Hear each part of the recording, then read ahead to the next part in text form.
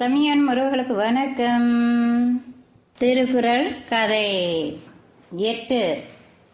தனக்குமே இல்லாதான் தாழ் சேர்ந்தார் கல்லால் மனக்கவலை மாற்றல் அரிது. ஓட்டுநர் உரிமம். கார் ஓட்ட கற்றுக்கொள்ள வேண்டும். எந்த டிரைவிங் ஸ்கூலில் சேரலாம் என்று கேட்டான் சுனில். நம் பேட்டையில் 2 பள்ளிகள் இருக்கின்றன. ஒன்று அக்னி டிரைவிங் ஸ்கூல். அதில் கட்டணம் அதிகம், பயிற்சி நேரமும் அதிகம். பென்ட் எடுத்து விடுவார்கள். சரியாக ஓட்ட வரும் வரை டிரைவிங் டெஸ்டுக்கு அனுப்ப மாட்டார்கள். இன்னொரு பள்ளியின் பெயர் ஃபாஸ்ட் ட்ராக் டிரைவிங் ஸ்கூல். இவர்கள் பெயருக்கு ஏற்ப அதிவேகமாக சொல்லிக் கொடுத்து விடுவார்கள். License guarantee.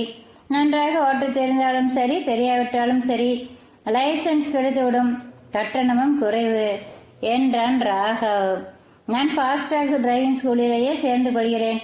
லைசன்ஸ் வாங்கிவிட்டால் போதும், அப்புறம் நானே ஓட்டி பழகிக் கொள்வேன் என்றான் சுனில். யோசனை செய்து முடிவு செய். முதலிலேயே நன்றாக கற்றுக்கொள்வதல்லவா நல்லது. இல்லை, எனக்கு அதுக்கெல்லாம் நேரம் இல்லை.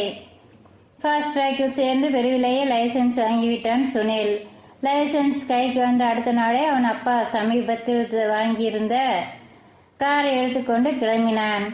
வீட்டுக்கு அருகில் போக்குவரத்து அதிகமில்லாத சாலைகளில் ஓட்டி பார்த்தான். ஓரளவு சமாளித்து ஓட்ட முடிந்தது. 2வது நாள் காரை எடுத்துக்கொண்டு போக்குவரத்து மிகுந்த சாலைகளுக்கு போனான். அரை மணி நேர ஓட்டத்தில் தடுமாற்றம்தான் அதிகம் ஏற்பட்டது. வீட்டுக்கு திரும்பி விடலாம் என்று நினைத்த போது கார் சாலைக்கு நடுவே இருந்த தடுப்புச் சுவரில் மோதியது. காருக்கு சேதம், அவனுக்கும் அடி. போலீசில் வேறு கேஸ் பதிவு செய்து விட்டார்கள். மருத்துவமனையில் தன்னை வந்து பார்த்த ராகவிடம் சுனில் சொன்னான். அவசரப்பட்டு விட்டேன். கார் ரிப்பேர், மருத்துவமனை செலவு, வழக்கு செலவு என்று அப்பாவுக்கு நிறைய செலவு வைத்து விட்டேன். 10,000 ரூபாய் அபராதம் கட்டினால்தான் வழக்கு முடியும் போல் இருக்கிறது. இப்போது வந்து என்ன பயன்?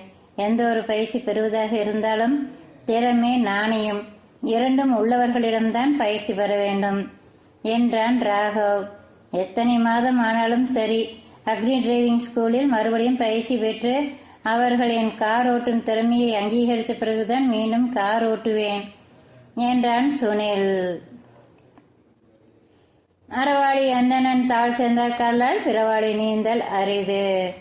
அறக்கடலாக விளங்கும் இறைவனின் திருவடிகளை சேர்ந்தவர்களால் மட்டுமே பிறவி என்னும் இப்பெருங்கடலை நீந்த முடியும். நன்றி. பார்த்தசாரதி ரங்கசுவாமி. மீண்டும் சந்திப்போம். நன்றி நண்பர்களே.